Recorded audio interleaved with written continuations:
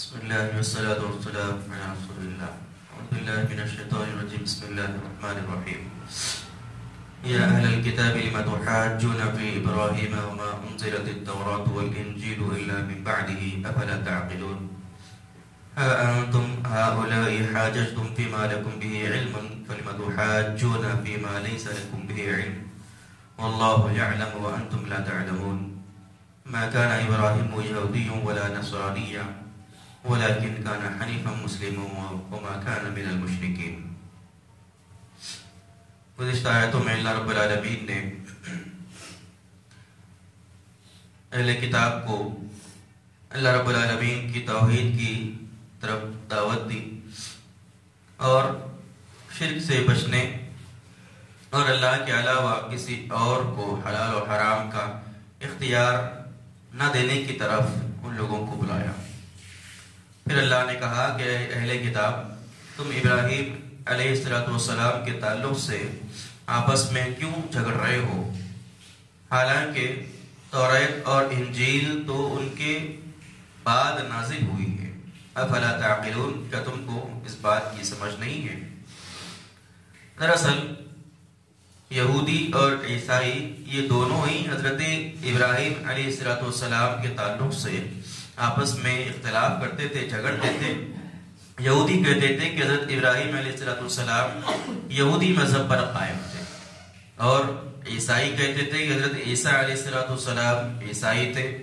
اللہ رب العالمین نے ان دونوں ہی باطل فرقوں کا رد فرمایا اور کہا کہ حضرت ابراہیم علیہ السلام کے بعد توریت اور انجیل کا نزول دنیا میں ہوا، تو پھر حضرت ابراہیم علیہ السلام یہودی یا عیسائی کیسے ہو سکتے ہیں جبکہ حضرت ابراہیم علیہ السلام کے 2000 سال کے بعد حضرت موسیٰ علیہ السلام دنیا میں آئے اور ایک روایت کے مطابق حضرت موسیٰ علیہ السلام کے 1000 سال کے بعد حضرت عیسیٰ علیہ السلام کا نزول ہوا دنیا کے اندر. تو وہ شخص جو حضرت ابراہیم علیہ السلام ہیں وہ اپنے بعد آنے والی 2000 سال کے بعد نازل ہونے والی کتاب کی اتباع اور پیروی کیسے کر سکتے ہیں؟ تو اللہ تعالیٰ نے ان دونوں ہی باطل ادیان کے دعووں کا رد کیا کہ نہ حضرت ابراہیم علیہ السلام توریت کو ماننے والے تھے، نہ ہی انجیل کے ماننے والے تھے، نہ ہی وہ یہودی تھے اور نہ ہی وہ عیسائی تھے. یہ تو ان کے بعد کے زمانے کی چیزیں ہیں. پھر اللہ نے کہا کہ ہاں انتم ہؤلاء حاججتم فیما لکم بہ علم، یہ تو وہ باتیں ہیں کہ جس میں تم نے علم کے باوجود اختلاف کیا. فلم تحاجون فیما لیس لکم بہ علم، تو تم پھر ایسی باتوں میں آپس میں اختلاف کیوں کرتے ہو کہ جس کا تمہیں علم ہی نہیں ہے. واللہ یعلم وانتم لا تعلمون، اللہ تعالیٰ یہ بہتر جانتا ہے اور تم کو اس بات کا علم نہیں ہے.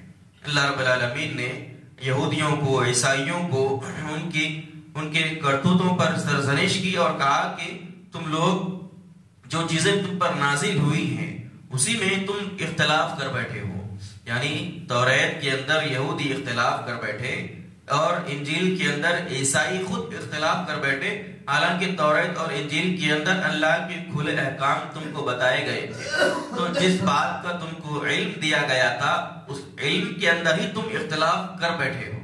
پھر جس بات کا تمہیں طرح سے علم ہی نہیں ہے پھر تم ان باتوں میں اختلاف کیسے کر سکتے ہو؟ پھر اللہ نے کہا کہ ما کان ابراہیم یہودیا ولا نصرانیا ولکن کان حنیفا مسلما، کہ ابراہیم علیہ السلام نہ تو یہودی تھے اور نہ ہی عیسائی تھے اور بلکہ وہ تو حنیف مسلم تھے، اللہ رب العالمین کو ماننے والے تھے اور حنیف تھے، یعنی یکسو ہو کر اللہ رب العالمین کو ماننے والے، اللہ کی عبادت کرنے والے تھے. وما کان من المشرکین، اور نہ ہی وہ مشرکوں میں سے تھے. حضرت ابراہیم علیہ السلام کے تعلق سے جیسے یہودی یہ دعویٰ کرتے تھے کہ وہ یہودی تھے، جیسے عیسائی یہ دعویٰ کرتے تھے کہ حضرت ابراہیم علیہ السلام عیسائی تھے، اسی طریقے سے مکے کے مشرکین اہل مکہ قریش یہ بھی وہ دعویٰ کرتے تھے کہ حضرت ابراہیم علیہ السلام ان کے مذہب پر تھے. یعنی وہ جس مذہب پر قائم تھے اس وقت شرک پر، اس مذہب پر حضرت ابراہیم علیہ السلام پر بھی قائم تھے، اور وہ شرک پر مبنی مذہب کو ابراہیمی مذہب کہا کرتے تھے۔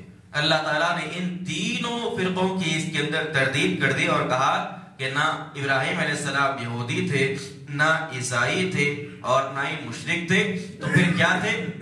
وہ ایک اللہ رب العالمین کو ماننے والے تھے، وہ توحید کا اقرار کرنے والے تھے، ایک اللہ کی عبادت کرنے والے تھے، اور وہ مسلمان تھے۔ اللہ رب العالمین نے صاف الفاظ میں ان تینوں باطل ادیان کی تردید کی، ان کے دعووں کو اللہ نے ہٹا دیا۔ پھر اللہ نے کہا کہ ان اول الناس بابراہیم الذین اتبعوه وهذا النبی والذین آمنوا واللہ ولی المؤمنین، کہ ابراہیم علیہ السلام سے زیادہ قریب وہ لوگ ہیں کہ جن لوگوں نے ان کی اتباع کی، اور یہ نبی اور ایمان لانے والے، واللہ ولی المؤمنین، اور اللہ تعالیٰ مومنوں کا کارساز ہے۔ اللہ رب العالمین نے کہا کہ صرف یہودی بن جانے سے یا عیسائی بن جانے سے یا ان کے خاندان میں پیدا ہونے سے کوئی ابراہیم علیہ السلام کے قریب نہیں ہو سکتا، بلکہ حقیقی معنی میں حضرت ابراہیم علیہ السلام سے قریب وہ لوگ ہیں کہ جو ان کی اتباع کرتے ہیں، ان کے تعلیمات کی پیروی کرتے ہیں، ان کے عقائد کو اپناتے ہیں۔ صرف باطل زبانی دعووں سے کوئی شخص ابراہیم علیہ السلام کے قریب نہیں ہو سکتا، جب تک ان کی زندگی کا جو پیغام ہے توحید کا پیغام، اس پیغام کو جب تک کوئی اپنائے گا نہیں، قبول نہیں کرے گا، اپنی زندگی میں اس کو نافذ نہیں کرے گا، جب تک وہ ان سے قریب نہیں آ سکتا۔ تو اللہ نے یہی کہا کہ جو لوگ ان کی اتباع کرتے ہیں وہ ان سے زیادہ قریب ہیں، اور یہ نبی یعنی اللہ کے رسول صلی اللہ علیہ وسلم یہ حضرت ابراہیم علیہ السلام سے زیادہ قریب ہے۔ اور پھر اللہ نے کہا کہ والذین آمنوا، اور جو مومن ہیں، جو مسلمان ہیں امت مسلمہ میں سے، یہ امت مسلمہ بھی ابراہیم علیہ السلام سے زیادہ قریب ہے، کیونکہ حضرت ابراہیم علیہ السلام کا جو پیغام ہے، پیغام توحید، یہی اس نبی کا بھی پیغام ہے اور یہی اس امت کا بھی پیغام ہے۔ تو صرف زبانی دعووں سے کسی شخص کی قربت حاصل نہیں کی جا سکتی، جیسا کہ آج امت مسلمہ کا حال ہے۔ امت مسلمہ کا ایک بڑا طبقہ اللہ کے رسول صلی اللہ علیہ وسلم سے محبت کا تو دعویٰ کرتا ہے، جیسا کہ ہم نے اس مہینے کے حوالے سے دیکھا کیسے کیسے باطل دعووں کے ذریعے امت نے اللہ کے رسول صلی اللہ علیہ وسلم کی محبت کا اظہار کیا، حالانکہ ان تمام چیزوں کا اسلام کے اندر، اللہ کے نبی کی تعلیمات کے اندر دور دور تک کا کوئی تعلق نہیں ہے، لیکن دعویٰ نبی کی محبت کا ہے۔ تو اللہ نے کہا کہ صرف محبت کے دعوے سے کام نہیں چلے گا، بلکہ ان کے پیغام کو، ان کی تعلیمات کو جو شخص اپنی زندگی کے اندر مکمل طور پر اپنائے گا، نافذ کرے گا، حقیقی معنی میں وہی اس نبی کا چاہنے والا اور اس نبی کی اتباع کرنے والا شمار کیا جائے گا۔ پھر اللہ نے کہا کہ واللہ ولی المؤمنین، اللہ تعالیٰ مومنوں کا کارساز ہے، مومنوں کا دوست ہے۔ اللہ رب العالمین سے دعا ہے اللہ تعالیٰ تبارک کو قرآن مجید کی آیات کو پڑھنے، سیکھنے، سمجھنے، اس پر عمل کی توفیق عطا فرمائے، آمین۔ سبحانک اللہم و بحمدک، اشہد ان لا الہ الا انت، استغفرک و اتوب الیک۔